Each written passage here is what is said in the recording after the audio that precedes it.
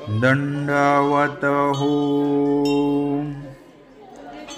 नगरां पूर्वे बनातु त्रिरात्री अवस्थान। तर सर्वज्ञ श्री चक्रधर स्वामी यांचे अष्टमासिद्धी येथे 3 दिवसाचे वास्तव्य होते, त्यांचं आसन होतं। तर हे अष्टमासिद्धीबद्दल आपण बोलत आहोत।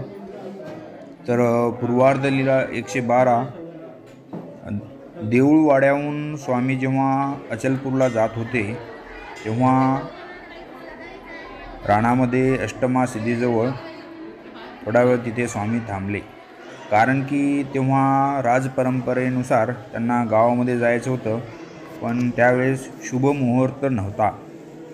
म्हणून रामदरण्याच्या आज्ञेनुसार अष्टमासिद्धीच्या जवळच तिथे तंबू ठोकण्यात आले आणि त्या तंबूमध्ये स्वामींचे 3 दिवसाचे वास्तव्य होते। तर ह्या अष्टमासिद्धीला सर्वज्ञ श्री चक्रधर स्वामी आणि श्री गोविंद प्रभू या दोन्ही प्रभूंचे तिथे मंदिर आहेत। तर जे अन्य धार्मिक आहेत तर त्यांची इथे फार गर्दी असते, त्यांची भावना भरपूर आहे। तर इथेच जवळच मंदिराच्या जवळ एक विहीर आहे, त्या विहिरीला भरपूर लोक नवस करतात आणि श्री गोविंद प्रभू या नवसाला पावतात सुद्धा।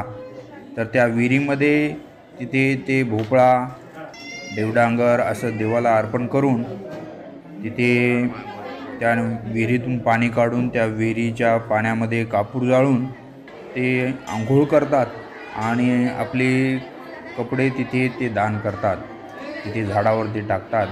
तर त्यांचे जे काही दुःख आहेत, जे काही शरीरातील आपल्या वात असेल किंवा अंगदुखी असेल, तर असे दोष ह्या विहिरीच्या पाण्याने आंघोळ केल्याने नाश होतात, दूर होतात, असा हा अन्य समाजाची इथे एक भावना आहे। आणि ह्या भावनेमुळेच इथे भरपूर गर्दी पाहायला भेटते। अन्य धर्माचे लोकसुद्धा ह्या स्थानाला भरपूर आवर्जून भेट देत असतात। तर असे हे अष्टमासिद्धी। आणि जर आपण मानभाव पंथाची लीळा पाहिली तर ही पूर्वार्धातील 112 क्रमांकाची लीळा फक्त ती म्हणजे सर्वज्ञ श्री चक्रधर स्वामींचं 3 दिवसाचे इथे वास्तव्य होतं, अशीच लीळा आपल्याला या स्थानाशी बघता येते।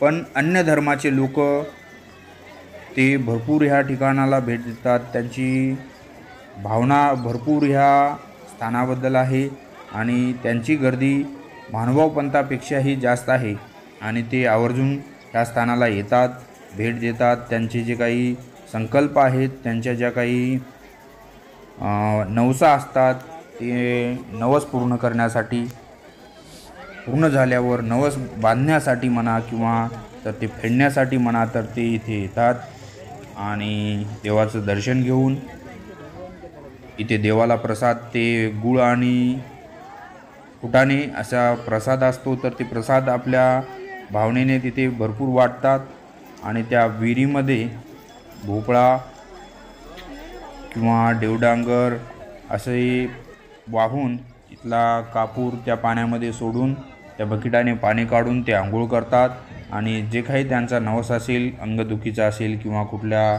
वाताचा असेल, तर हे नवस पूर्ण झाल्यामुळे तिथे आंघोळ करतात।